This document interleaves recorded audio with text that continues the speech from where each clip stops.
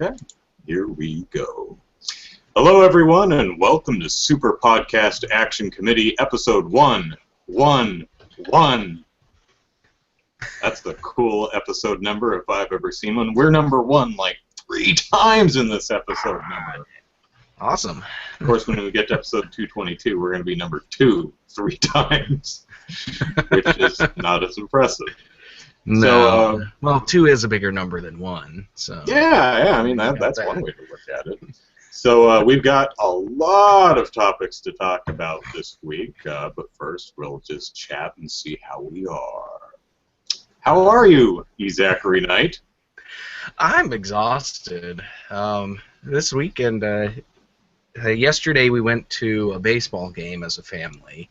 My wife is homeschooling our kids, and she's doing it through an online charter school, and they had kind of, I guess, a field trip day to the Oklahoma City Redhawks game, playing against the El Paso Chihuahuas, and there was like a lawn behind the outfield, and that's where we were, and so I was up till about 10 o'clock. The game went till 10 o'clock, and so then we had to get the kids home. We got home about 11:30ish, or 10:30. Well, about 11 o'clock, I guess, is when we finally got home. We had to get all the kids to bed, but my youngest, my 2-year-old, she didn't want to go to bed right away, and so my wife and I, we watched an episode of Doctor Who, and hoping that she would fall asleep before it was over. But once it was over, she got into this fit, and she was just screaming and crying and kicking and pushing and trying to cuddle but not wanting to cuddle and all this stuff, and that went on until about 1 o'clock, and then we said screw it, and we just stuck her in her bed and said stay there, and she cried herself to sleep. Took about half an hour, and so it was about 1:30ish when I finally got to bed last night, and then we had to get up because we wanted to go to the library because they have this big model train display. Like there's a model train group club, and they set up a display once a year at the library near here, and so we took the kids there, and they had a lot of fun. So we were there for about 4 hours, and then finally we got home, or we went to the grocery store, and we finally got home, and I got to take a little bit of a nap. But I'm still exhausted. I want to go to bed. But I figured I better come on the podcast anyways. Damn right, you better. Yeah, I'm exhausted too. I'm actually on call this weekend. I actually have someone manning the phone for me right now. It's one of those, all day, all night type things. So if the phone rings at 2 in the morning, which it did, I have to wake up and answer it.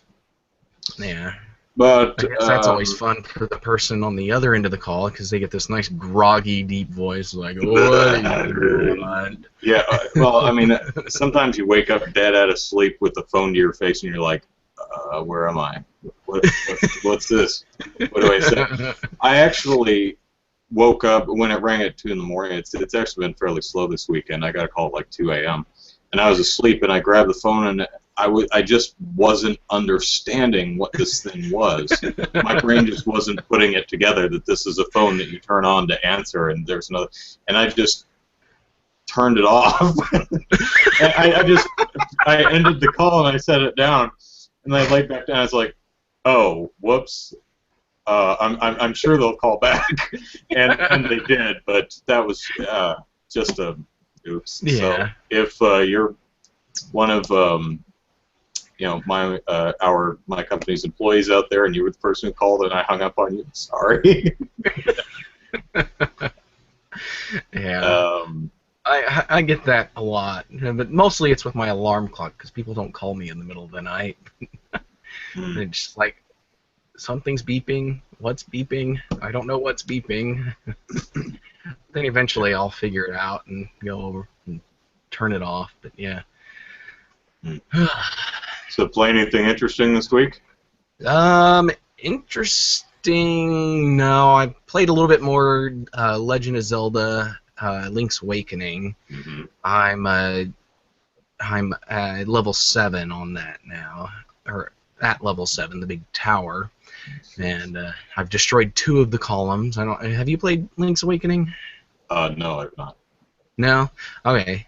Well, in Link's Awakening, level 7 is this big tower, and parts. It's 4 floors, and parts of floor 3 is, or no, the 4th floor is inaccessible, and so you have to destroy support columns in floor 2, which knocks down the center part of floor 3 into floor 2, and then floor 4 into floor 3. It's a very interesting mechanic, and you've got this big heavy steel ball that you have to truck around the entire floor of the tower and get it to where you can actually throw it at all 4 of the columns, and so yeah, that's where I'm at, and in that, the only other game that I played this week, a new Kickstarter for an Oklahoma game developer came up. It's called Overdrive Road Rally. I think that's right. And so he had the developers for that had an alpha build, and I played that for about half an hour, and it's all right. It's still very, very early, so there's a lot of bugs in it. Like I got stuck in trees a couple of times. Not like in the trees, but like I would hit the tree, and it would be at like just the front part of the front wheel of my car is on the tree, and I can't reverse away from it or anything. So a very interesting bug there, but yeah, very early build, and not a lot to see, but I'm gonna give it a try again here this next week, because it doesn't work on the computer that I'm doing the podcast on, so I have to use a Windows box, and but yeah, so it definitely has promise. That's for sure. But I'm not a big fan of racing games, so I couldn't tell you if it has the potential to be a great racing game or not. But it definitely looks good. It's cell shaded, and which is something I like. I like cell shading. So Legend of Zelda Wind Waker was really cool. Dragon Quest 8 is cell shaded. Yeah. Dragon Quest 8, I think, is cell shaded too. Yeah. So, but yeah, it's definitely a style that I would like to see more of in video games, and which is kind of interesting because this week, some game developer posted a blog on Gamma Sutra about how to do good cell shading in I think it was Unity or something like that. But yeah, he was showing his tips on how he got the outline around around all the meshes and stuff, and because some of the built-in tools for it weren't very they didn't work very well for the meshes he was using. So yeah, just interesting things that happen. Just little things. But yeah. Well, let's see. I'm still playing Deus Ex Human Revolution, which I absolutely recommend. You can find it for about $15, $20 now, new. I've got to be somewhere near the end of the game. I'm taking a long time because I don't have a whole heck of a lot of free time. And yeah. I'm also insisting on playing it Super Ghost mode. I would have been through this game weeks ago if I just, picked up a gun and started shooting everybody, but that's not how I do it. I have to sneak and explore everywhere and wander through every vent and hack every computer. So I take forever playing this game. It would if I live streamed this game, you would probably be really frustrated with me. It's like, go faster! It'd be Deus Ex Human Revolution Part 155. Yeah. That's all I've been really playing, but I've seen some pretty neat stuff this week. I saw a Kickstarter for a game that I thought was really neat looking, called Nefarious, which is a interesting little game by Josh Hano, who I have no idea who that is, but the music is by Matt, what's his name? The guy who does Brawl in the Family, Matt Toronto. It's a game where you play Bowser, essentially. You play the princess kidnapping bad guy. And so you sneak into the castle or fortress or wherever, dodging all the guards and traps. You snatch up the princess and you run your ass back out while all the security and guards and police and everyone chases you. And the boss, and this is what I find most interesting and gets me most excited to actually try this game, is how the boss fights work. If any of you have ever played the Mega Man games, you ultimately fight against Dr. Wily piloting this giant smashy robot. So your little Mega Man down here, and Dr. Wily's in his Wily capsule up here, plugged into a giant robot that goes bam, bam, bam, bam, trying to squash Mega Man. In this game, you play the Dr. Wily. You play the person controlling the big robot on the screen, and you try to smash the hero who's trying to save the princess. That I find really interesting. So I'm actually following that with some interest, and I like Matt's. He's a musician. He does a lot of music with his family that I think is really neat. He also has I think the Kickstarter's long since over, but he kickstarted a game called Tadpole Treble, which is kind of a action platformer Guitar Hero type of game. It's almost an action platformer if you were running along one of the Guitar Hero note highways, kind of like that. So that's pretty interesting. Speaking of some other video games I'm looking forward to, let me find it here. There's if you religiously watch all of my videos, which you absolutely should, you probably noticed that I name dropped the new Zero game or Fatal Frame game, which is Nuagarasu no Miko or something like that. I hear it translated as black-haired shrine maiden or something like that. Anyway, there's a new Fatal Frame game. It's for the Wii U. It's only for Japan as far as we know. So, if you've seen my videos, you've probably seen me say, hey, Nintendo, bring it, because, we need stuff to play. We never really got to play we didn't play any of the other Fatal Frame games, so horror games, mature-rated stuff, something different, something that you could actually use the gamepad for that would really make sense in the game. And I was contacted by some folks who are running a initiative similar to Project Rainfall, if you remember the grassroots initiative to get Xenoblade Chronicles, Last Story, and Pandora's Tower. Also games I whined about not having in an old video of mine. And that actually ended up working. So but throw these guys a plug. Operation Zero. You can find them on Facebook. They're a little grassroots community who are campaigning to get Fatal Frame games localized and released in territories outside of Japan. So look them up on Facebook, Operation Zero, because they're working towards getting games I want to play. So support them. Yeah. That's my week. And if you haven't voted in the poll yet, go over to GamePolitics.com and vote in the poll, because I'm going to be closing it in the next couple of minutes. So, and if you're watching on YouTube, there's a live chat over on Game Politics, so head over there too. Yeah, I just want to point out, Sputnik, he says that he saw my, I guess it's my first Let's Play. I don't think I've ever done a Let's Play before, so I did a Let's Play of a video game called Now You See Me. From another local developer. He made it for the Game Boy Jam, and Sputnik says that the music was driving him nuts, and the music, I thought it was really catchy, but I think the loop is pretty short, and probably could use an extension and maybe a couple of variants across the for an expanded game. But yeah, I actually had to tune the music down way down, like in OpenShot. OpenShot, the video editor I use.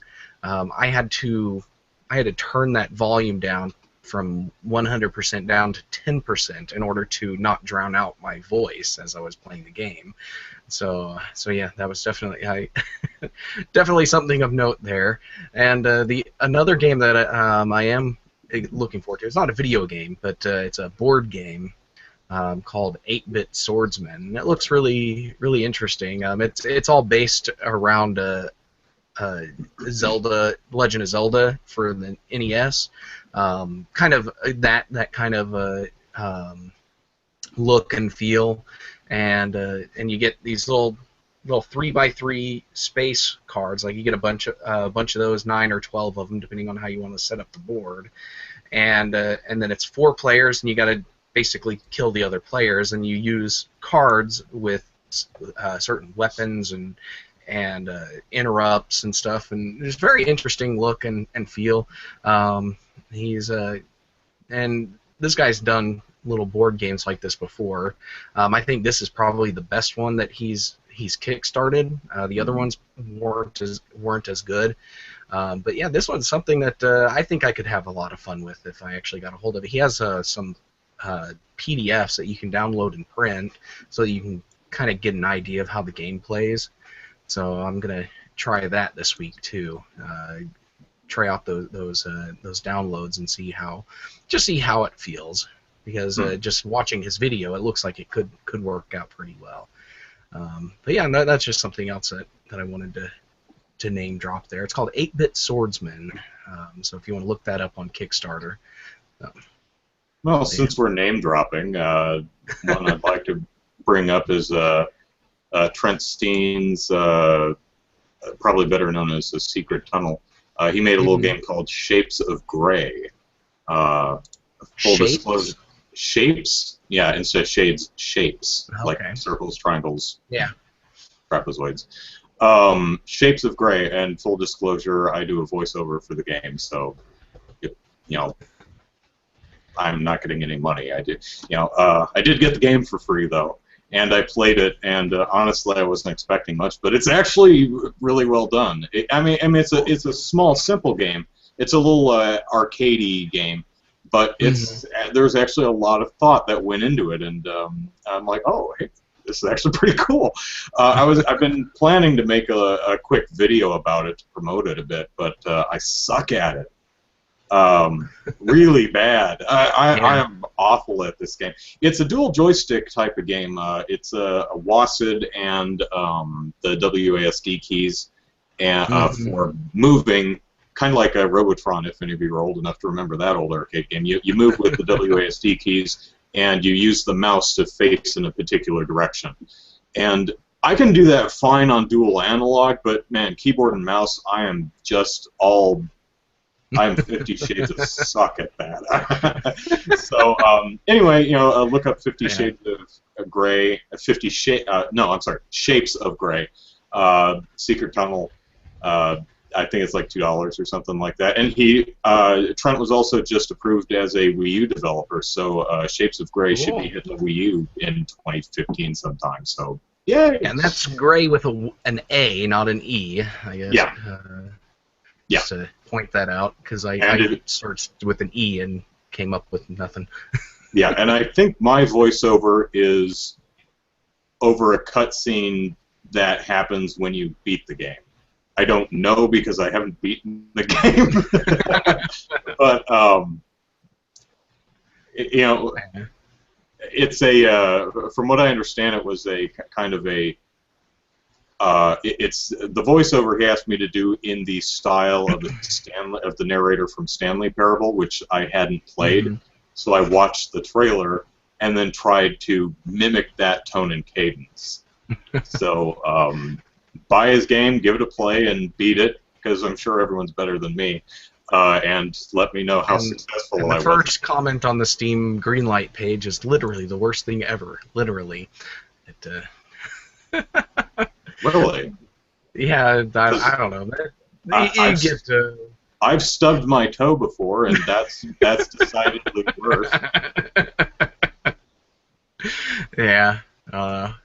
But your mileage rate may vary. I'll have to check that out, though. I guess definitely looks interesting.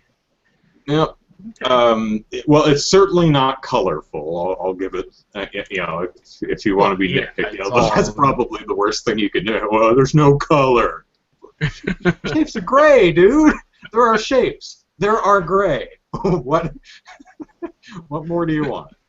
Okay, let me close the poll here real quick, and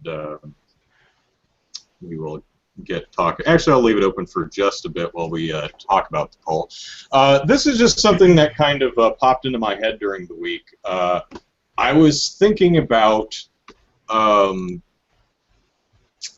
arcades, and I hadn't seen one in a while. They still exist.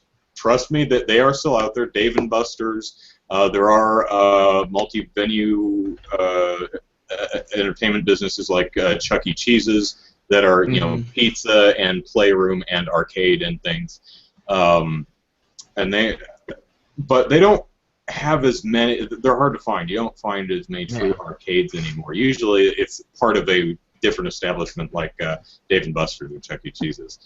And so this week's poll asks, have you been in a video game arcade in the last year? Me personally, I have not. I'll close the poll in a second. We'll look at the reviews, but or the results. But what I thought was really interesting is while I was writing the article for Game Politics, I regaled readers with a story of a lock-in at that I participated in when I was, you know, in the single-digit ages at what's called Pistol Pete's Pizza, although I think it was more commonly known as Showbiz Pizza.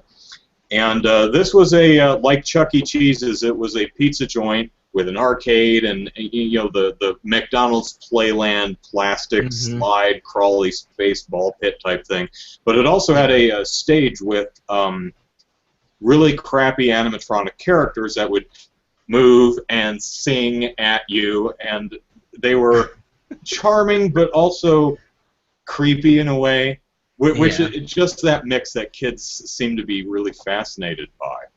And I hadn't thought about that in a long, long time.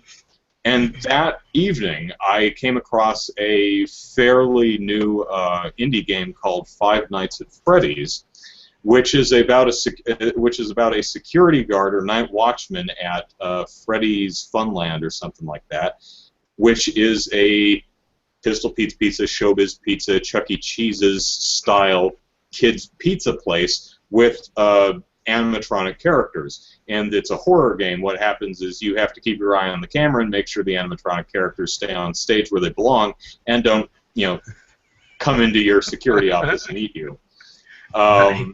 It's actually kind of pretty well done. It captures the charming characters, but also a little off-puttingly creepy really well. I think it's I would have liked it's an indie developer, so I'll come some slack. I really would have liked the environments to have been rendered in 3D because they're flat painted, and which isn't really a problem so much, except in the main security office where you sit, where you kind of have to pan the screen side to side to look at the doors to make sure nothing's creeping up on you.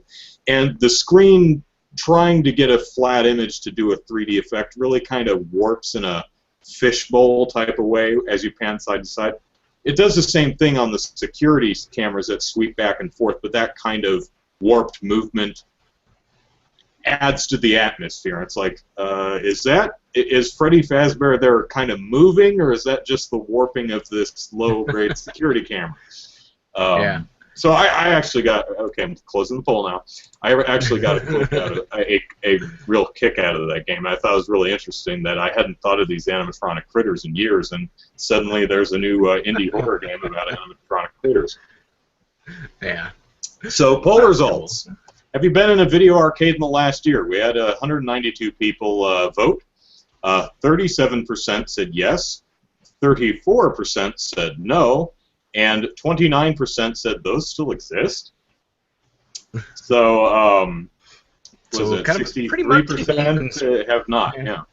An even spread there, basically. Pretty even, you know. Yeah. But that's almost 2/3 who I'm assuming if you said those still exist, you haven't been there in the last year. Yeah. So yeah, most of us have not, which is kind of sad because I really liked arcades. Yeah, I know. Growing up, the mall, the closest mall to our house, and I guess every mall in the area, they had the arcade, the arcade chain that were in the malls local here was called the Tilt, and which is for those of you who don't know pinball, tilting is when you actually tilt the pinball machine to help your ball go where you want it to go, and usually pinball machines had gyros in there that would detect when you did that, and then they would basically shut down the bumpers and everything and make your ball go down if you tilt too much. But yeah, we had one of those growing up, and I used to play there all the time, and that's where I gained my love of the X-Men game, the one that starred Storm, Welcome Colossus, to Die. Wolverine, and Welcome to Die, and so I. Isn't Jubilee or Dazzler in there too? Yes. Dazzler is in there. Dazzler. And so it had Cyclops, Colossus, Wolverine, Storm, and Dazzler. I think that was all of them. But yeah, I used to play that one all the time, and Marvel vs. Capcom. Those were the two big games I played all the time. But I have not been into a dedicated arcade in forever, though. I have been to places like Chuck E. Cheese, or there's a place called Cactus Jack's where a lot of the retro gamers will meet every now and then to hang out and just have fun. But it's again a restaurant with an arcade attached to it. And then just a week or two ago, I was at 2 weeks ago, I was at a game expo, and they had an arcade set up. Like, there's actually this one guy who owns like 50 arcade cabinets or 100 arcade cabinets, however many. He brings a bunch of them to game events and sets them up, and he had a ton of them there. And so my son and I, we just kind of went around and played a bunch of them. That's the closest to the arcade experience that I've gotten in a long time. Sputnik points out that arcades are still really popular in Scandinavia, so if you're in the neighborhood, which I'm not. So yeah, that's actually I don't know how it is now, but like 12 years ago when I was in England, if you go to the beach, they have a promenade, kind of. Where you saw the beachfront businesses and stuff. They actually had several arcade games there, and that's where I stumbled across this one interesting arcade cabinet. It had Fester from the Addams Family, Uncle Fester, and he had a light bulb in his mouth, and there was a bunch of light bulbs going up the side, and then two metal rods. And you stuck your quarter in, or I guess your 50 pence piece out there in England, and then you grabbed hold of these two metal rods, and it sent some static electricity through you, and basically you connected the circuit, and you had to hold on long enough to get the light bulb in Fester's mouth to light up. I never tried the game, but I've seen people do it. It's a very interesting idea. So in other words, can you stand being electrocuted for long enough a to turn on the light bulb? amount of time to turn on the light? Yeah. Yeah. Okay. Yeah. So, Very interesting. dude, I dare you to do this.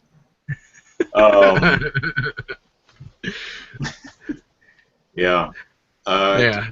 I think the last time I was actually in an arcade was Dave & Buster's, and that was back in, I think, 2011. And some of the, when I was young, arcade games were a quarter, which was nice because you could just, put your quarters up on the frame of the arcade machine or fish them out of your pocket. These days, a lot of them are $1 a play, and unless you're really good at a game, that's a big wad of quarters you got in your pocket if you plan on being there Yeah. a while. Some of them are even $2, and I'm like, heck Yeah. with this noise. That's way Well, that's too actually expensive. something. That's actually something interesting because there was a big discussion around, where here in the U.S. arcades kind of died off, but in Europe and Japan, If anime is arcades anything are, to go by, yeah, they're still there in Japan. they're still One of our fairly readers said popular. they're big in Korea, at least as of a couple of years Yeah. ago. But one of the reasons why they're bigger elsewhere than they are here in the U.S. is because other countries like European countries, especially Euro countries and Japan and stuff, they have coinage that's of higher value than the equivalent here in the U.S. Here in the U.S., people fought to death turning the dollar bill into a coin, and so but if you go to England or Euro, they get coins up to 2, so like £2 notes, or or you can get £2 coins, and then euros you can get €2 coins and stuff like that, and so those countries, the people are more inclined to spend higher denominations in coins on things like arcades. So had we made the switch to dollar coins, 20, 30 years ago, like we probably should have, arcades probably would have survived at least a little longer, if not completely, because 50-cent plays, just won't cut it. They have to That go to the alone is dollar and expensive. two. Yeah. Yeah, So.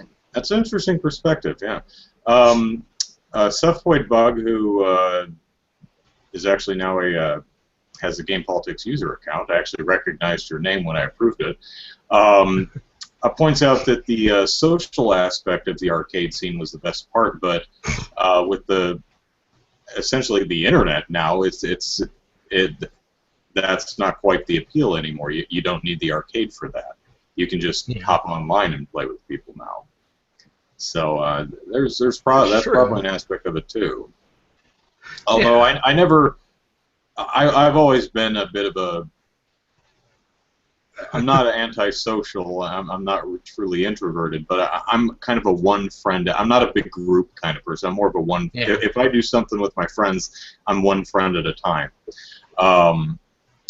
So when I visited arcades, I was usually by myself.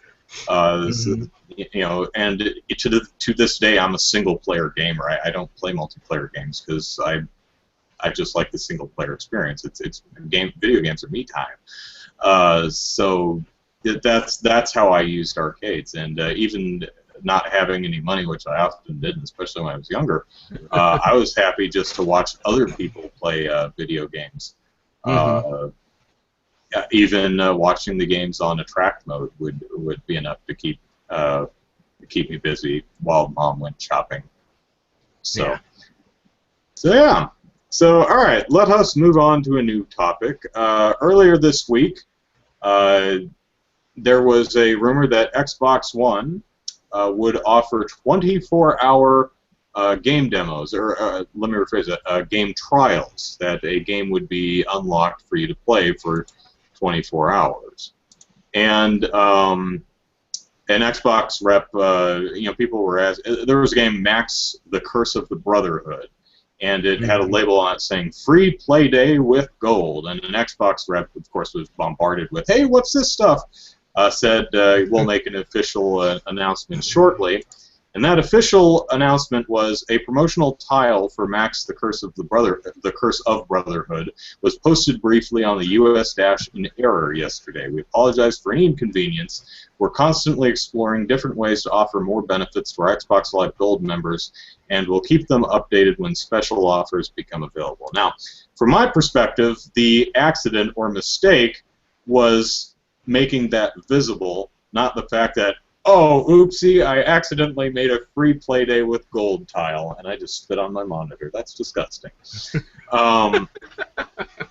So this is obviously something that Microsoft is considering, and it's an interesting parallel to what Sony's doing in beta with its, I don't even remember what they're calling it, but that weird rental service that they have where it's like, where you could rent something. Now.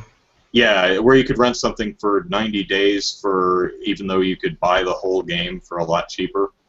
Yeah. You know, and they're like, we're examining and massaging and looking at feedback and working on it. It's like, it's like we thought maybe we could get away with silly prices like that.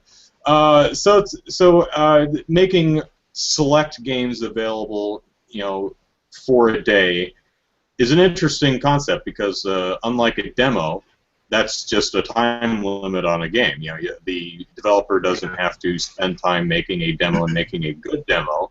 That's not going to, drive off potential customers, but also not going to be so feature complete and full that it's going to be good enough for a lot of customers and they won't buy the full game. However, and I'll be interested in your perspective on this, I think 24 hours might be too much, might be too generous. I think maybe if they limited that to, I don't know, 4 hours, 6 hours. I'm thinking it from a business standpoint. I mean, from a consumer standpoint, that's awesome. But most games, if you have the day, you could beat them in 24 hours. So I think a 24-hour game demo for a lot of games would be really, really self-defeating. What do you think?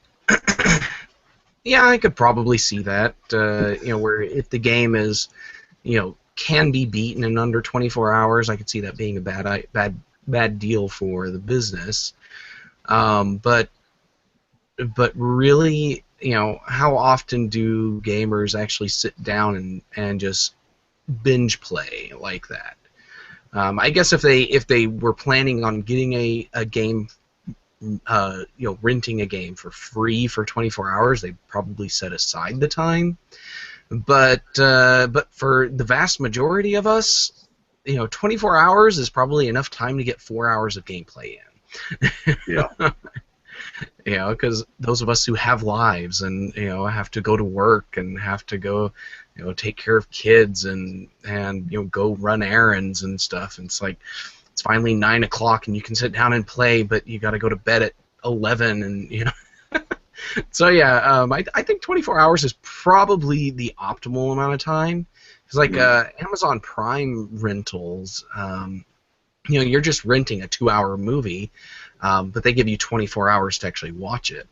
And I think you can only watch it once, but you have 24 hours from when you pay for it to actually sit down and watch it. But still, it seems kind of an odd limitation. You have 24 hours to watch this once. It's like, why don't I just watch it once whenever the hell I get around to it? Yeah. Yeah, so it's something like that. I'm not too familiar with Amazon Prime, but I know there's some kind of limit on how long you can wait before you actually watch the movie or you lose it, that sort of thing. But yeah, so in the end, I think 24 hours is probably what they've determined to be the optimal time span for just a free rental. Which is actually pretty impressive considering, PlayStation Now's lowest tier is a 4-hour rental, and boy, they charge way too much for that. But still, and it's not standard either. Although again, it's still in beta. They're still trying to figure things out. Sputnik asks if this 24 hours for free stuff is similar to what PlayStation Plus is doing, but shorter. I don't know. Do you? I'm not sure what he's referring to with PlayStation Plus. I'm not aware of the free games you get, but I thought those free games that you got with PlayStation Plus were basically your games for as long as you're paying for your PlayStation Plus membership. Yeah, I'm not aware of a similar free-to-play this game for a limited time function of PlayStation Plus, but I don't have a PlayStation, so. I don't know. If Sputnik wants to provide more details, I'm sure we can have a little bit more discussion there. Or if Matthew Wilson were in the chat, I'm sure he'd look it up for us, but he doesn't seem to be with us. Because Matthew is on the ball as far as Google food goes during the show. Yeah. He looks up all kinds of stuff that we don't know off the top of our head. Oh yeah, Matthew isn't here. What's up with that? Yeah. Hope he's okay. So that seems like probably a good idea for Microsoft to make their console more attractive. Although I get the sense that if they did go forward with such a program, the selection of games would be very limited. Probably. I don't see it being the latest Halo 5 being available or anything like that. And it'd definitely be an opt-in thing for the publishers. They would probably get the publishers' permission before they actually do it. Yeah, it would seem kind of pointless for multiplayer games too, especially since I know Microsoft was planning on doing this at one point when the DRM thing was all the rage. But Sony is doing this where if your friend owns a game, you can play it. Some of the titles. So Call of Duty or Halo or something like that. If you were just playing multiplayer, you could just, as long as one of your friends owns it, you could just jump in and play multiplayer with them, or at least a limited version of it. We're not really clear on the details yet. I think actually when you're talking about multiplayer, I think 24 hours and this this deal would probably work well for a multiplayer game, because that's 24 hours of guaranteed people are going to be on playing this game. Oh yeah. And if people actually like it, they're going to go out and buy it so they can continue playing online. So I think that could be a good deal. And for 24 hours, that not everybody's going to be able to be if you were doing like a 4-hour thing, not everybody would be able to make it for that 4-hour block. Yeah. But since it's 24 hours, people can get on when they want to get on, and you're almost guaranteed to have somebody on with you. Yeah, you have to wonder if they'd lock out portions of the game like single player, because the common knowledge is, the single player campaign in most Call of Duty games takes about 3 hours to run through. So it's like, no, you only get to demo the multiplayer for Call of Duty for 24 hours. Which could actually work out, because the PlayStation 4 they talked about how you could download the multiplayer portion now and the single player portion later for certain games. If Microsoft allows the same thing, they could just demo the multiplayer portion without having to deal with locking out the single player portion, because if they're separate downloads, then no big deal. Yep. Okay, new topic. Puppy games. I've never heard of this week when Game Politics wrote about them. Posted a blog talking about fans, or customers rather, and their worth. And I kind of appreciate such straight talk, but in some ways it's kind of insulting. Because the author kind of wobbles back and forth between, we need fans, we need customers, so you're important in that regard, but you as an individual are completely worthless to us. He says, where once you, the customer, were worth $20, and then you might have become a fan and bought another 4 games off of us for $20, you were worth $100. We only had to fix your computer for you once as well, so the next 4 games amortized, that's a new word for me, the cost of the initial support. Now you're worth $1 to us. If you buy every one of our games, you're worth $5. After Valve and the tax man and the bank take their cuts, you're not even worth half a cup of coffee. Customers all think they're worth everything in the entire world to us. The funny thing is, you are. Without customers, we're dead in the water, homeless, and living in a cardboard box outside Burco sewage plant. But individually, you're like ants. And all the developers secretly know it and don't talk about it. You're not worth supporting. It's far, far better to completely, totally ignore support if you want to make a living. The more we argue, the more we bait the trolls, the more we seem to get into a death spiral of internet hate. The better it is for us. There's no such thing as bad publicity. Phil Fish may have turned into a gibbering bearded recluse, but now he's a famous gibbering bearded recluse. Phil Fish only has to tweet a fart, and it'll be all over the internet. Given that discovery is the #1 problem for an indie developer, and always has been, you can see that the more infamous and terrible we are, the more money we make. I would say yes and no. That's really a fine line there that you would ride as being an entity that pisses people off just enough to get their attention, but not enough to totally drive them away. I mean, there are some people who do that, and from what I understand, PewDiePie, who's the #1 subscribed channel on YouTube or something, a lot of people from whom I've heard describe him like that, almost like Howard Stern back in the day. People cannot stand this guy, and I'm going to watch every single episode just so I can, just so I know what I don't like, just so I know what I'm complaining about. And it's like, okay. So Howard Stern made a success out of being annoying to a lot of people. So did PewDiePie, and but Phil Fish, while a lot of people really, really, really like Fez, most really, really, really don't seem to like him. And Fez and he are, well, two different things. I mean, Fez will. If you haven't heard, Phil he dropped off of Twitter and dropped out of video games a while back. He got in a internet scuffle with Marcus Beer, not Angry Video Game, Annoyed Gamer, I think he branded himself. And Phil just said, you know what, hell with all this, I'm out. Fez 2, I'm not doing it, I'm leaving. And most was like, people were sorry that there was no Fez 2, but didn't seem to be too sorry that Phil was leaving.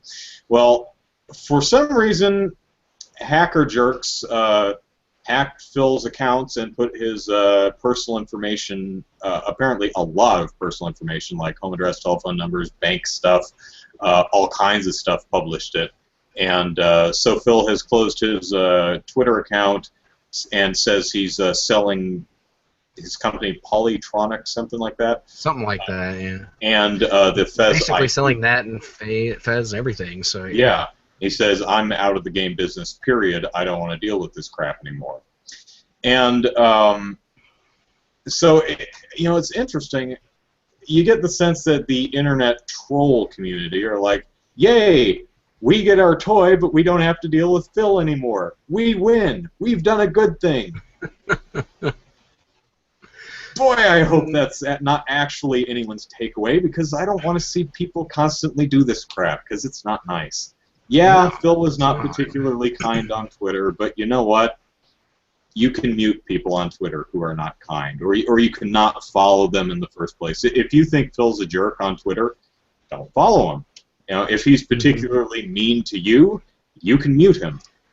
I'm not saying, harassment isn't a big deal or isn't something, that's worthy of being concerned or complaining about, but when we're talking about one individual, like Howard Stern, yeah, if you really don't like the guy, don't listen to his show, don't watch PewDiePie's videos, not that hard. Don't go ruining people's lives just because you don't personally like them, because it's uncool. Yeah. The Fonz would not do that. No, not at all. Because it's not cool. Yeah, but going back to this Puppy Games thing, when he's talking about worthless. Oh, he's finally on. Yep.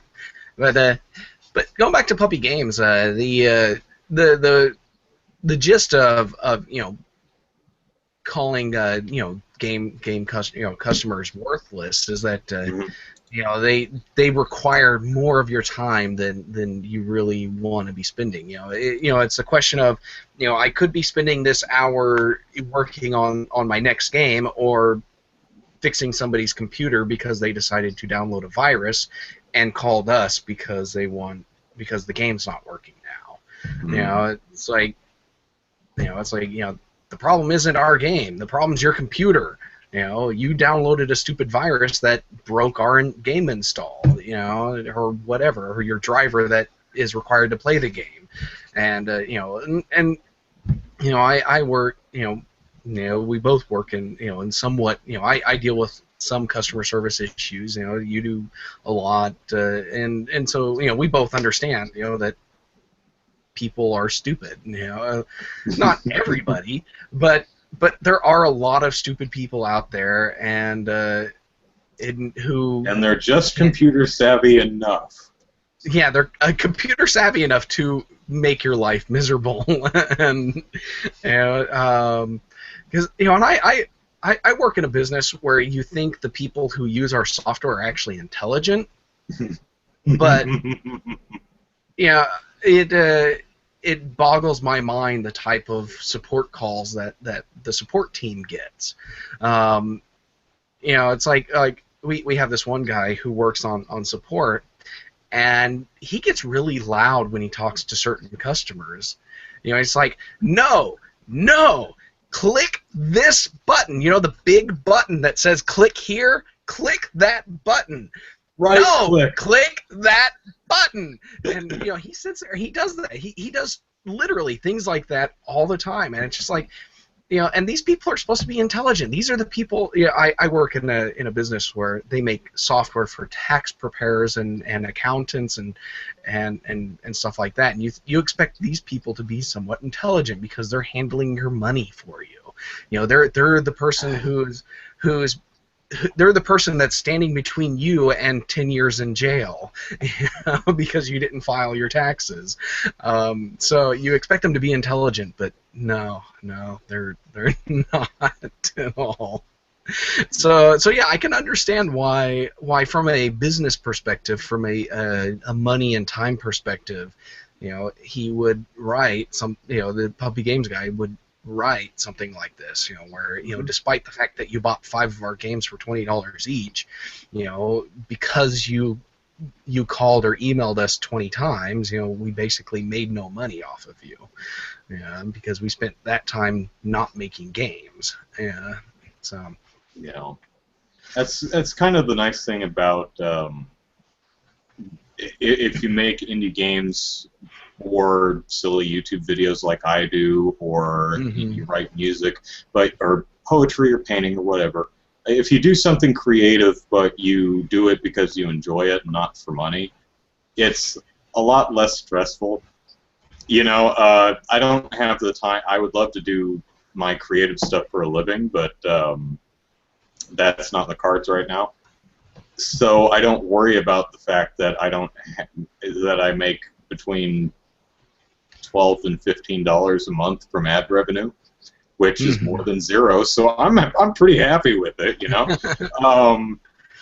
and is a lot more than a lot of people on YouTube make. So I hope I never get into the place where I look at my fans, the people who enjoy the stuff I share with them, as folks I'm just trying to make money off of. I don't have a problem with making a living being creative and doing things you love, but I enjoy the interaction with my little viewer community over on YouTube, and I just hope I never get into that point where I just look at them as numbers. I'm like, you guys are, I can't make any money. I can't keep doing this because you are worthless. You're not making this profitable for me. And I understand where that comes from, and it's kind of sad being in that position to have to look at it like that. Yeah, definitely. And from speaking from an indie developer perspective, if you're allotting a certain amount of time to make your next game, and and you have money to cover this certain amount of time, say you have enough money to cover 6 days or 6 months of development time. Well, if you have to spend 2 months worth of development time on support issues, then you no longer have 6 months of development time to work on your game, and so that really cuts into whether you can actually make your next game or not, and so there is some perspective to that, but I don't I wouldn't go so far as to say that my customer's time isn't worth anything to me, or isn't worth the same as making the next game, because the more customers that are happy, the more likely they are to buy our next game and tell other people about our next game. So, so there is that. Yeah, like I said earlier, it's a fine balance, and a very, very difficult one to find, and I certainly don't envy anyone who has to walk that line. So let's see, next topic. This is an interesting one. Let's see, the Representative Anna Eshoo. I really have never heard her name spoken out loud, so I'm not sure how that name is pronounced, but it looks cool. Eshoo. Who's the ranking Democrat in the House Technology Subcommittee, went on Reddit and is talking about net neutrality, talking about how the Federal Communications Commission is proposing new internet traffic rules that are kind of called net neutrality but aren't exactly net neutrality, because they're allowing what we're seeing with Netflix paying for faster access to customers. And she says, okay, let's try this. Let us rebrand net neutrality as something else, because no one seems to know what the hell that actually is. So she's opened up a contest, and so go on Reddit and propose a new term for net neutrality, and poll closes September 8th. Okay. So who's going to propose? Do you think? Go ahead. Do you think net neutrality needs rebranding? Do you think the name is the problem? Do you think it suffers from Wii U-itis? I think there's a lot of baggage with the name, because the name itself was, from what I remember, the name itself was coined to describe a slightly different issue than what net neutrality has become. And even the guy who coined the term doesn't particularly like the way it's being used. And so, yeah, I would say that there's probably a good need for it, mainly from a baggage perspective, because there are a lot of people on both sides who don't understand what the issue is and have basically turned it into a four-letter word on a policy perspective. So I think there's probably some good to come out of breaking it up into multiple issues, because there's a lot of stuff being lumped into net neutrality. There's the idea that consumers should be able to pay for a certain amount of say I pay for 20 megabits per second downloads. That's what I should be getting, or as close to that as possible. I shouldn't be limited in the bandwidth I purchase and the amount of downloads I can make. That's one issue, but it's not net neutrality on its own. Then there's the issue of ISPs charging content providers for access to customers who have already paid the ISP to get access to that. That's a separate issue. So you've got, breaking those out would probably be a good idea. And then there's a couple other issues in there too, like charging customers for certain mobile ISPs like AT&T and Verizon and stuff. They're looking at charging their customers extra money to get faster access to specific services. So pay another $5 a month and get access to our music package so that you can listen to Spotify and Pandora all you want without it impacting your data usage. It's that again is a totally different issue than these other pieces. So yeah, but they're all three of these and several other issues are being lumped under net neutrality. And so yeah, I definitely think there's a lot of baggage there, and it could benefit by breaking it into individual pieces and working on them separately with individual monikers. So you think one of the issues is that net neutrality is in and of itself too all-encompassing of a term? Yeah, I think so. I think that's probably the most succinct way to say it. So rebranding is not really going to help, because that's just going to be another term that encapsulates just too many things, you think? Yeah, just rebranding the whole thing isn't going to help at all, I don't think. Stuffboy points out that it might help just to refocus the issues. When people lose track of what the language means, throwing out a new term for everyone to learn can help out a lot. Yeah. That's true. Yeah. So looking at some of the Reddit things, some of the suggestions on Reddit, we have internet equality and net equality. Some guy goes, Google Fiber.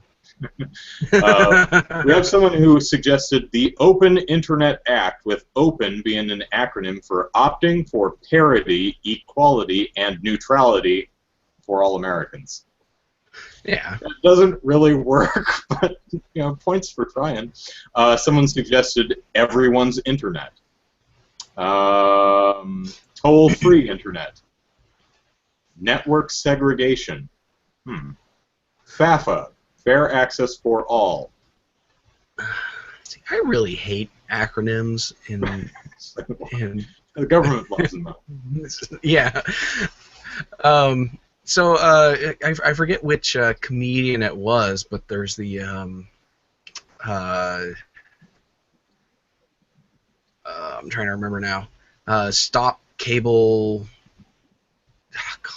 Okay, I'm gonna. I don't really want to say it, but yeah, basically he had this whole comedy skit about it, and he's like, stop calling it net neutrality, call it what it is. And so but yeah, I can't remember where to find that and who said it, so but yeah, was lots it of John vulgar Oliver? things.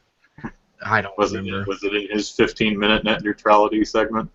Yeah, I think so. But yeah, lots of vulgarity in that segment. But, yeah. Here's a few others. F2C, freedom to connect. Here's another one. Terrible. FAIR, freedom against internet restrictions. The old McDonald Act, equate internet for everyone involved online. EIEIO. Okay, that one was funny, but my advice to all these people: stop with the stupid acronyms. God. Yeah. Okay. All right. What else do we have? Okay. Activision wants to get into the movies. Well, of course it does. Because Warcraft is going to be a movie, directed by Duncan Jones, in fact, who did Moon and another movie that I didn't see. Moon was pretty good, though. Yeah, I haven't seen Moon. I need to see it. And they showed off a little bit of, a little footage at Comic-Con, I think, for Warcraft, and it was received well. Yeah. Unfortunately, well, that's all Blizzard. Activision Studios wouldn't have anything to do with that.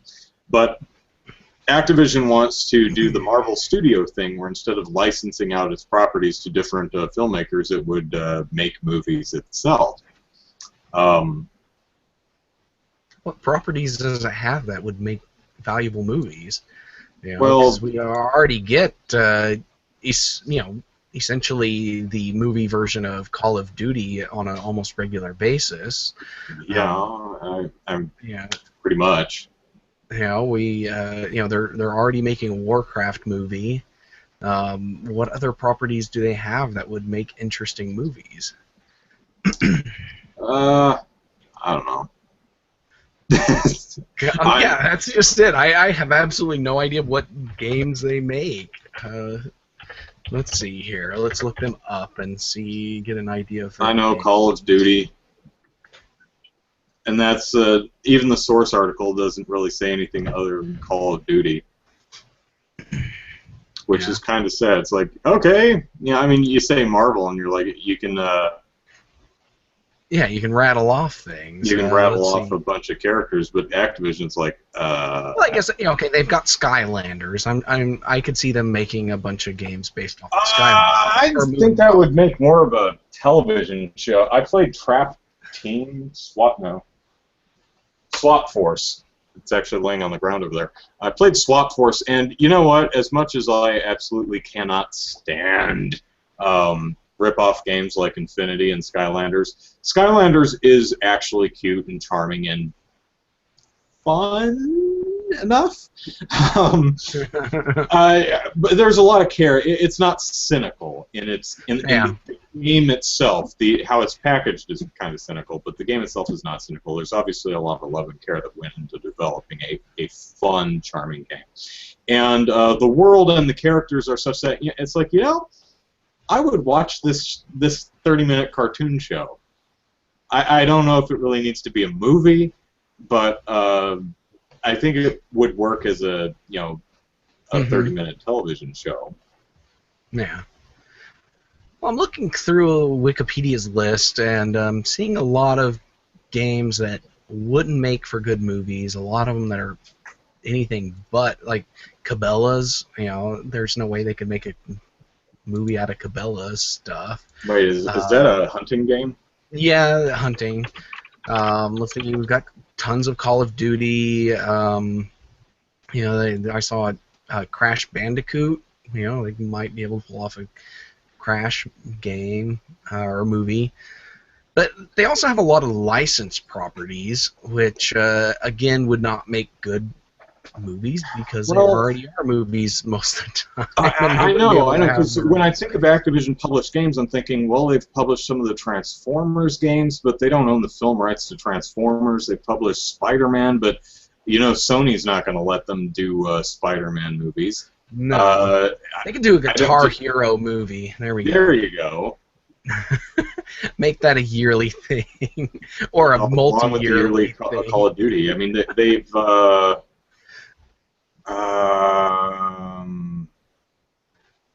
Do they still own GoldenEye? I'm pretty sure they don't have film rights to a Bond movie. No, they wouldn't have film rights to a Bond movie. But a lot of these things I don't even recognize just because I've never actually played them. So, but yeah, there's just a lot of games that I just don't. Pitfall, Pitfall for the Super Nintendo and Genesis, Pitfall: The Mayan Adventure. That one was actually very entertaining. That was fun. I like that. And I think they could probably make a fairly fun adventure property, Indiana Jones style movie off of the Pitfall franchise. Because there's no story they're stuck using. Because they could just make up any old story and run with it, and so Pitfall they could probably do. Gun was awesome. They could make a movie out of that. Although I don't know if the movie would be any good. The game was good. Mm-hmm. They've done some Star Wars games. Unfortunately, a lot of their games are licensed, and they don't have the film rights to do them. So that's just it. But maybe they'll just go the whole Battleship route and just name a movie after one of their games and only have it loosely related by theme. Yeah. So I guess the Super Podcast Action Committee stance on Activision wanting to make its own movies is why? What movies are you, other than Call of Duty, what movies are you going to make? Exactly. Because I think Blizzard's properties are still all Blizzard's properties. I don't think Activision has film rights to any of them. I really don't know. I don't. Because technically, from what I understand of the Activision-Blizzard merger, Blizzard is still the larger company. Like the Blizzard still owns the majority of its own stock. Activision is just a high enough they own enough that they manage to get their names conjuncted, but because Activision is the bigger company, it's Activision Blizzard instead of the other way around. So Blizzard still owns pretty much its own rights, but yeah, they do share income and all that stuff through the stock and everything. But yeah, Blizzard has its StarCraft, its Diablo, Lost Vikings. I would like to see a Lost Vikings movie. Yeah, there we go.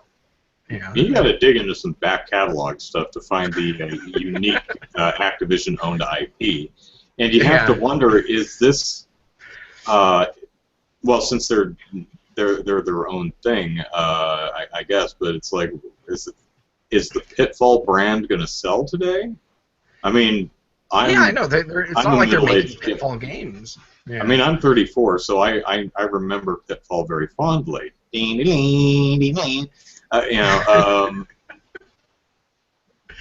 of course, the sound it makes every time you touch a barrel, or it's like, what is that? We need a sound effect for when you touch a barrel with your leg. How about what? Haven't you ever touched a barrel with your leg? It's totally the sound it makes. So I think if anything, it'll be interesting to see what Activision does with this. Because I have a feeling, other than Call of Duty, they're going to come out with the movie, and you're going to be, what? Why? Who wants to see that? I mean, maybe it'll be awesome, but... Yes, maybe, and Zork is another property that could probably translate well to a movie. Old school Zork. It's nothing but a text crawl. 90-minute text crawl. Hey, people love that at the beginning of the Star Wars movies. They would definitely love a 90-minute text scroll. Yeah, you get 4 or 5 paragraphs going by, and it gets off the screen, and it's just kind of pause. More text starts coming up, and you're like, what? 20 minutes in, you're like, holy crap, they're really faithful to the source material here. And then when they get to the end, the credits is just as long because movie credits are insane. Yeah, or the credits are actually performed by live actors doing interpretive dance. Best movie ever. Okay, let's move on to a new topic, because we're over an hour already, and we've still got some stuff to go through. Game developers want to work for Valve, because Valve is just that cool. I think game developers just really want to know what's up with Half-Life 3. But that could be it, yes. The International Game Developer Association did a survey, and among a bunch of other things, came out with a list of top 10 companies that game developers want to work at. Number 1 was Valve. 2 was my own company. Sure. Okay. 3 was Activision Blizzard. 4, BioWare. 5, Ubisoft. 6, current employer. Oh, okay. So number 2 is I want to start my own company, a company I own. 6 is where I already am. 7 was Nintendo. 8, Naughty Dog. 9, Double Fine. And 10, Bethesda. Notice that EA is nowhere on the top 10 list. No one wants to work at EA. And they're all very interesting companies to work for. I would probably put Activision and Ubisoft way further down just because I don't particularly like all their games. But Blizzard itself, if you were to consider Blizzard and Activision separate entities, definitely Blizzard, but not Activision. Valve is, just based on the information that's released about Valve, it definitely sounds like an interesting company to work for, because they had this whole document released about how their company is structured, and how basically you can work on whatever project you want that's currently ongoing, and occasionally they'll let you, if you can convince them, they'll let you go and work on this other thing, and drag some other people off with you to work on it. And And so lots of interesting stuff going on there. Double Fine is another company that I would like to work for. I would find them very interesting. If this question were asked me 10 years ago, I would have said BioWare, but now that EA owns them and has essentially broken them, no, not anymore. But yeah, I would like to work for Nintendo too. Nintendo would be a company that I would enjoy working for. Any specific area Nintendo, like NOA or Nintendo Japan, or Reggie's job? Hey, I'll take Reggie's job. I don't know. I don't particularly have a specific thing. You know, I would love to work on Zelda titles. I probably would prefer a Metroid title over Zelda. So if they, I guess they can't do Rare anymore, can they? Nope. No. So yeah. Yeah. So yeah, I would definitely like to work on a Metroid title, but I don't know if I would want to work with Team Ninja, just because I don't like their take on women characters. Well, Team Ninja's probably not going to be on the next Metroid title. Probably not, but still, you know, just based off of Other M and. Although aren't they doing Hyrule Warriors? Yeah, they're doing Hyrule Warriors, but they're you know, I gotta say I am impressed with the female characters that they've done so far. There's a couple obnoxiously boobtastic women in the game, yeah. but most of them are actually pretty well done. Of course, most of them are actually established characters, so. But it looks pretty cool. If you would have asked me in the late '90s, very early 2000s, who I wanted to work for, it would have been Rare. Former second-party Nintendo developer who was purchased by Microsoft, and everyone awesome left, and they haven't made much good. The Rare of the '90s and very early 2000s is not the Rare of today anymore. No, it's not. It's a shame too. Yeah. And the other one was Silicon Knights, which was actually a Nintendo second-party developer for a while. They did Eternal Darkness, and then they did Metal Gear Twin Snakes. Yeah. And then I think Microsoft bought them. And then they released Two Human, which apparently was terrible. Ambitious, nice ideas, but just didn't work. And I'm not sure if it's done anything else.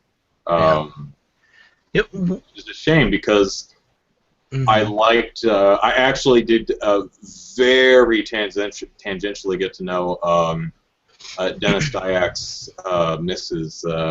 What is her name? Janet, Janine, something. I spoke with her on the phone a couple times. She was just an incredibly nice person, and I liked it. You know, through the interviews I read in the very early 2000s, I just really liked the attitude of the company and how they said they did things. So it seemed like a place I wanted to work, but unfortunately, not so much anymore. Yeah. But you know, you mentioned back, you know, the '90s. You know, if this were asked of me in the '90s, I would probably say LucasArts, back when they made really funny adventure games and good Star Wars games, and you know, Square and Enix when they were separate companies. I probably would have gone with either one of them. Now that it's Square Enix, I don't think I would want to work for them. But you know, I mentioned that you know, Ubisoft would be low on my list, but I would say I would put them higher on my list if I were able to work. If I were able to be hired onto the group that was making Beyond Good and Evil 2. You know, if they offered me a job working on that game, I would take it. But yeah, I'm just trying to think of what other companies back in the '90s I would have worked for. Well, those are the big ones, I think. Today, Platinum, they seem like a lot of fun. They seem like a good company to work for. Skip is Atlas. Atlas is cool. I was going to say that. Skip is also really cool. Unfortunately, their stuff is just so off the wall and wacky. It rarely ever comes out here. But I do really admire their wackiness. Retro seems like a good group, although they're so impenetrable that you can't really get a good bead on the the attitude or vibe of the company itself, because they're just so the Nintendo's second party. They're just so closed and secretive. I mean, we have no idea what the hell they're working on right now. Let's see. Yeah. So those are some companies. Let's plow through our last topic here. Delaware's digital inheritance law. Yeah. So Delaware just passed a law, HB 345, to give heirs of a person who dies rights to their digital property, such as their Twitter account and Facebook account. I don't know if I want anyone having access to my Twitters or Facebooks when I die. Personally, I haven't thought this through really, but I'm thinking when I die, I might want my accounts to die with me. Yeah. I haven't given it a lot of thought though. What do you think about this? Well, I think specifically with Facebook and Twitter and accounts like that, there has been a lot of controversy in the past about the estates of deceased persons not being able to gain access to it, because I think Facebook, once it finds out you're dead, it puts your account in some kind of I forget what the term is, but basically it memorializes your account, and but a lot of people would just like to be able to delete the account, and Facebook unfortunately doesn't allow that unless you're the person who owns the account. So there are some issues with that, because some people would like to some estates would like to use the account to alert friends and stuff that, hey, this person has died, we're holding funeral service here at this time, as a easy way to announce the services, for those people's friends, because they also often don't have contact information for those people. So that's one issue. I don't know if this law covers this, but when it talks about digital stuff, digital assets and accounts and stuff, would this apply towards your Steam account and your iTunes account? If you die, can somebody inherit your Steam library? If you have 10,000 games in Steam, that would actually be pretty cool to inherit that. I bequeath my Steam library of thousands of unplayed games that I bought during the summer sale. Because it's damn cheap. Yeah. It just seems to me that a living will should legally cover all that stuff. It's like, when I die, Kelly gets my Steam account, or I don't know. But when I die, delete my Steam account, delete my Twitter, delete my Facebooks, and for the love of God, clear my internet history. Yeah. But specifically, Steam does not allow you to transfer ownership of an account. If they find out you've transferred ownership of your account, they'll delete your account for you. And a law like this would supersede that, because technically that is property of at least some sort. Even though it is just licensed games, it still is property in a sense. You can hand off your 3DS. And that you've purchased, $500 worth of games for, you can hand that off to somebody. Why not, your Steam account, which has, $10,000 worth of games? That just it makes sense that you should be able to hand those off. And as we move into a more digital world where everything is in a digital account, I think you should be allowed to bequeath that to somebody. So, what would you want to happen with your digital assets if you were to pass? Would you want the missus getting her hands on them, or would you want them deleted, or? Well, considering I already share my Humble Bundle library with my family, I don't think that's a big deal.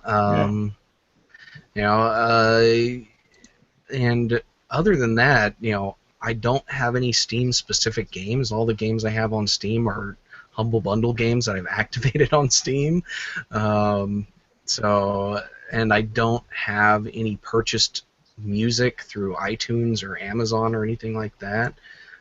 Basically, everything that I own is already shared or physical. So I don't think that I would have any issues when that time comes.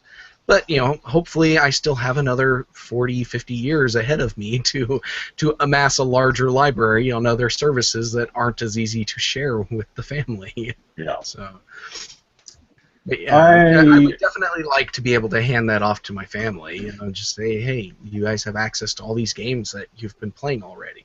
You know, and buy some more. Yeah. I might want to. You know, I mean, I have a lot of video games if I pass and don't have kids, which, you know, honestly probably won't. You know, it'd be nice for the games to go to someone who would like, and I'm motioning towards the games on over there that you can't see, but trust me, they are over there. It would be nice for those to go to someone who would appreciate having them. Same thing with my good old games library and my Steam library.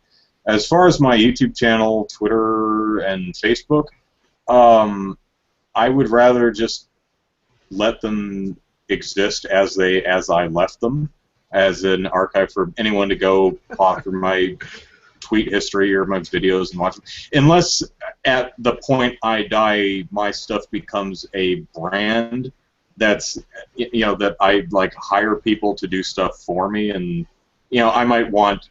You know, if that were the case, where I had there were a lot of people working on the Andrew Eisen brand or whatever the hell it was, I'd probably be fine with them continuing with it, just without me. But yeah, you know, it's just my goofy videos, so as long as they're there for people to enjoy after I'm gone, I'm fine with it. But I don't think my sister or anyone really needs access to it to upload her own stuff. She has her own damn YouTube channel, you know? Yeah. Subpoint Bug says, I'm taking my digital goods straight to the grave with me. Damn right. I paid for those Steam games. I didn't get around to playing them. I will play them in the next life. They're coming with me. Yeah. And with that, I think we will end the show. All right. It's been about an hour and a half, but we have a lot of stuff to cover today. So let's plug our stuff and get out of here. Andrew Eisen here, E-I-S-E-N is the last name. Follow me on Twitter at Andrew Eisen, because I say weird, funny things, I guess. You might find them interesting. Same thing on Facebook. Andrew Eisen YouTube is the Facebook page. It's a fan page for my YouTube channel, so you'll find a lot of me talking about some video game stuff or anything that strikes my fancy, and a lot of it's announcements for my YouTube stuff. And, of course, my YouTube stuff. And I just did the ALS Ice Bucket Challenge, and so I saw that. Check it out. It's called the Ice Bucket Challenge During a Drought. So, because I live in California, which is suffering, I think, the second worst drought in recorded history. Just to go to YouTube, check out my channel's most recent video, or search for Ice Bucket Challenge Drought, and you'll find it. So, which was frustrating, because I thought I had this great idea for the video like last Tuesday, but I work all day, so I didn't get a chance to shoot it. I had to leave work early on Friday, because I'm on call this weekend, so I could leave early. So I left work early and went out to Fiesta Island and shot the video. So, Ice Bucket Challenge Drought. Go find it and like it or don't like it, I guess. It's up to you. But, yeah, that's it from me. So, Zachary, plug away. All right. Well, I think I'll take Sputnik's advice and not plug away now. We've come so far. You can follow me on Twitter at EZKnight, and you know, you can also check out DK_gaming, and that's my game development account, and it covers all the stuff for DivineKnightGaming.com. And if you're interested in the Oklahoma game development scene, check out OK Game Devs on Twitter and okgamedev.com. And that's all the fun stuff for me. I'm trying to finish up my August game, which I'm actually probably going to be switching gears and making something else because this one's not working out. And hopefully have something done this week, and then start working on my next game, which I'm hoping to be something actually interesting. So we'll have to see how that goes. So check out all that. Yeah. Just talking to Sputnik in the chat here. What about your Nintendo eShop titles when you die? You have lots of eShop titles. Well, since it's not really accounts, the accounts are tied to the system. Anyone who gets your Wii U or Wii will have access to your eShop titles, unless you logged out of your username and didn't leave your password, and then who knows. But anyway, that's it for this week. You've been listening to Super Podcast Action Committee, episode 111. Send us email at superpackpodcast@gmail.com. Follow us on Twitter at superpackpodcast. Subscribe and rate us on iTunes and like us on Facebook. The video version of the show, of course, is on my YouTube channel. I also will be making an audio version of the show that shows up on iTunes, usually a couple days later. And per popular request, I will try to find and put back in the original intro song that we had on this show when we were just doing audio versions. So I'll try to do that. Can't guarantee it, but I'll try to put that in for the intro. So that's it from us. We'll be back next week. GamePolitics.com, 6 p.m. Pacific Standard Time. See you there. Bye. See ya.